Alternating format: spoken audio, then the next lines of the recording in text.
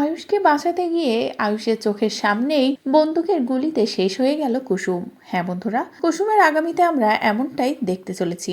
বাড়ি থেকে বেরোনোর আগেই মেঘা খুব ভালো মতোই সবটা সাজিয়ে গুছিয়ে নিয়েছে, কিভাবে মাঝ রাস্তায় আয়ুষকে শেষ করা যায়। আর মাঝে যদি বাধা হয়ে দাঁড়ায় কুসুম, তাহলে কুসুমকেও সে শেষ করে দেবে। আর সবটা মেঘার প্ল্যান মতোই হলো। রাস্তায় যেতে না যেতে হঠাৎই আয়ুষের গাড়িটা খারাপ করে, আর মেঘার ইশারা মতন সেখানেই লোকটি চলে আসে আয়ুষকে শেষ করার জন্য। এদিকে গাড়িটাও যখনই ঠিক হয়ে যায়, ঠিক তখনই আবারও সকলে সিদ্ধান্ত নেয় যে বের হবে। অন্যদিকে কুসুম তো আয়ুষের সাথে কথা বলতে থাকে। কুসুম আয়ুষকে বলে যে এবার সময় মতো আমরা পৌঁছাতে পারবো, আর কোনো বাধা থাকবে না। অন্যদিকে মেঘা অপেক্ষা করতে থাকে যে তার লোক কখন আয়ুষকে শেষ করে দেবে। আর মেঘার ইশারায় যখনই বন্দুকটা আয়ুষের কপালের দিকে নিশানা করে, ঠিক সেই মুহূর্তে দেখে ফেলে সেটা কুসুম। কুসুমের চোখকে ফাঁকি দিতে পারে না লোকটি। এরপরেই তো কুসুম আয়ুষকে এমন মৃত্যুর মুখে দেখে চিৎকার করে উঠেই আয়ুষকে সরিয়ে দেয়। আর ঠিক সেই মুহূর্তেই বন্দুকটা চললে সেই গুলিটা এসে লাগে কুসুমের। তারপরেই তো কুসুম মৃত্যুর মুখে ঢলে পড়ে, যেটা দেখে তো আয়ুষ চিৎকার করে ওঠে আর বলে, কুসুম আমি থাকতে তোমার কিচ্ছু হতে দেব না।